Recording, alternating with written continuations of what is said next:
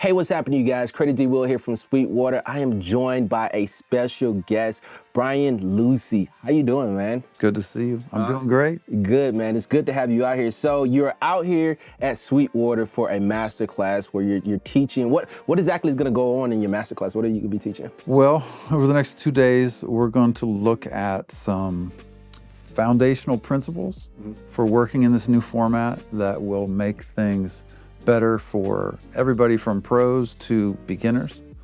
So it'll be quicker and easier and more musical and more fun to work in this format, which can be overwhelming.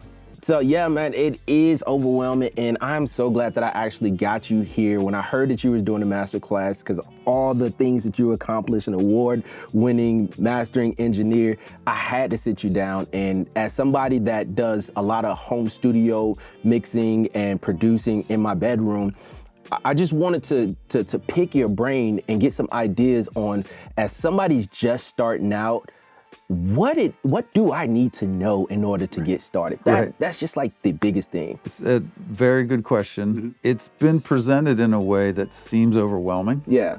Seems like you need a bunch of speakers, seems like you need a whole lot of new knowledge, and it can actually be simplified down to $400, meaning you get a pair of the AirPod Pro 2s and you get Logic Pro for your computer, so that's $200 and $200. And then technically what you need is to take your stereo mix and make 8 to 20 pair of stems. So kicks, maybe separate, or drums or bass or vocal or what have you. 8 to 20 pair of stems, and begin to put those in the sound field. And now you're working in the format. So $400, 8 to 20 pair of stems, and off you go. So do you think that starting off at that point compared to like having like the higher end audio interface, will that give you the same effect, or is it just like a good starting place to learn? It's a great starting place. I have clients that are pros and that's all they have. Oh, really? Yeah. Dope. I have, from a mastering side, I've got the room, I've got analog hardware that I interject, a bunch of things that are extras. But for just getting going, what really matters is what we're going to talk about here at Sweetwater for the next couple of days, and what I'll be talking about in other places in the future, which is these foundational principles, sort of like in stereo for 60 years, we put kick, snare, bass, vocal down the middle. And then on top of that, you can mix any style any way you want. And in this format, how do we begin in this format? Those foundational principles we don't have yet. Yeah. And once we have those, it's like, oh, well, this is actually fun. This is easy. This isn't this overwhelming thing that takes a huge investment and a massive amount of starting over with your technology. And that's one of the things that I was kind of like worried about when doing a lot of research. I was like, man, I might have to go back to school just to learn how to do this stuff. So there's definitely a curve. Yeah. But what I'm showing here is shrinking that curve way down, making it simple. I can't wait. I'm excited for it. So simple is good. A question that I had.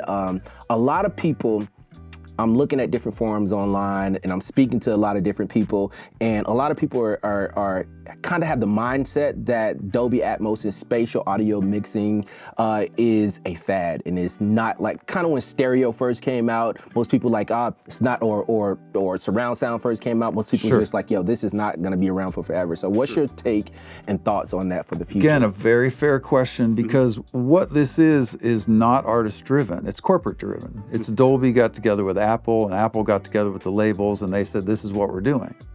And as an artist, you're just sitting there trying to make a record. You're just trying to get people to come to the show. You're just trying to, do whatever you're doing in your artistic path. So it is very corporate and top down.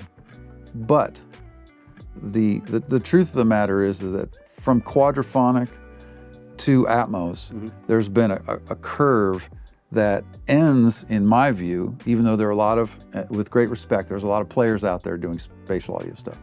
But Atmos makes the most sense to me, and obviously it did to Apple, in terms of the end of the road, because it's streamable, because it can work with any number of speakers. And then what Apple's doing with spatial audio, which is their take on Atmos in these kind of products, that is something that they're continuing to evolve because they've got the money and the engineers. So what we have here, if the engineering is right, is a better headphone than what stereo can do. That's a big deal. Yeah. And then if you have a party, like I did a Mac Miller thing, and they had a thing for fans of Mac Miller, people are in this big room, you can have events and all of that for the Atmos speaker setup. But for the average consumer, the stereo headphone can be bettered. It can be done. We've got 70 years of working in stereo. Stereo is 2 speakers and a coat hanger. It's a 100-year-old technology. So it's this thing. With the DSP, you can get this thing. You can get being in a room. You can get phantom center. You can get things that studio people get and sort of take for granted. The world never hears. The world doesn't hear phantom center between 2 speakers.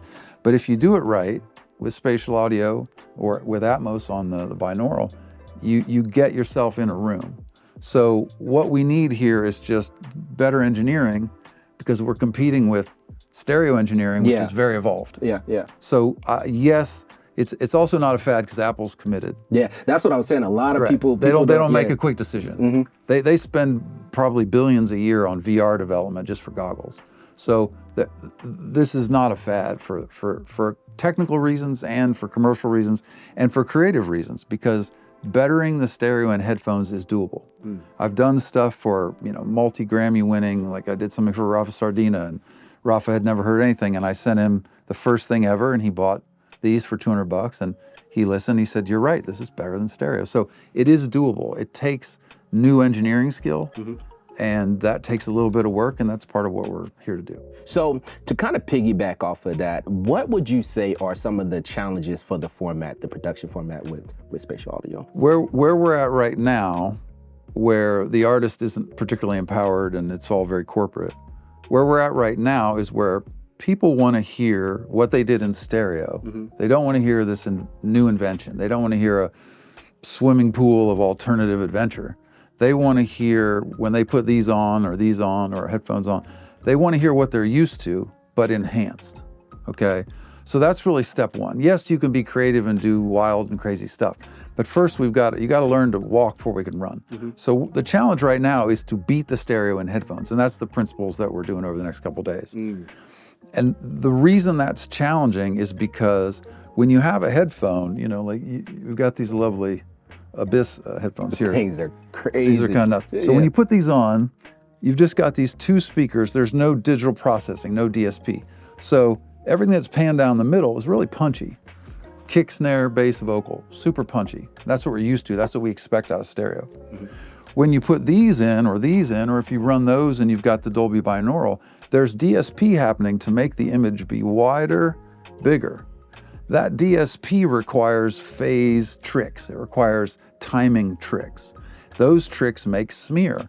So the things that are really good about a stereo headphone, kick, snare, bass, vocal, all that center pan stuff, those are the hardest thing in the new format. So step one, and big part of what I'm going to teach here with what I'm calling cardinal points quad, is getting the punch and power in this format where you have the smear of the DSP. And that's what's lacking in the mainstream products, which I would say the average release right now is at about 30% of potential. That's pretty low. Yeah.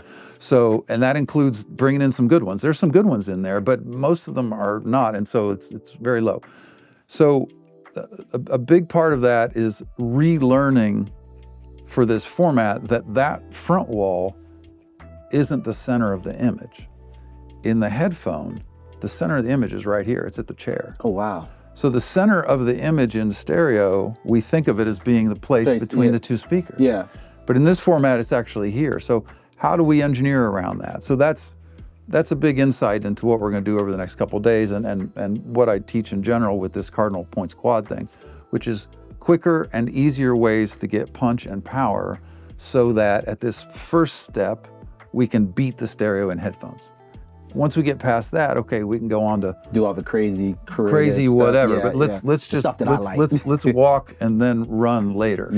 So the big challenge right now is getting punch and power into a format that has a DSP smear on all the things that in stereo are really punchy and powerful. The stuff down the middle. That makes a lot of sense. So, and that's why people listen to it and they're like, I don't like it. They like 5 seconds. They're like, Yeah. They're like, yeah. It's just weird. All right, so good stuff, man. I really appreciate you taking the time to sit down and talk to me before your Happy class. to do it. I'm excited. I'm gonna be there. I'm gonna check it out. Great. And can't wait to learn these new techniques and get started in this whole new world of spatial production or Atmos production. So before we end this, I got one question for you. What is next for you? Oh goodness. Well, I'm a very simple person. Uh-huh. I'm all about the job of the day. So yes, I want to share this information that we're going to do over the next couple of days, and I want to share that with everybody so that this whole format can go from 30% of potential up to 80 or 90, pretty quickly over the next couple of years. That's what I'd like to see. I want everybody to succeed. I want this music to sound great. It can, but it's kind of disappointing right now. So that's important to me. But I'm also I'm job of the day. So right now it's getting ready for tomorrow and doing the next 2 days, and then I'll get back to LA and get back to work. And I just, I keep it simple. I just focus on what's right in front of me. Thank you, Brian. I appreciate you, man. Thank you. Yes, sir.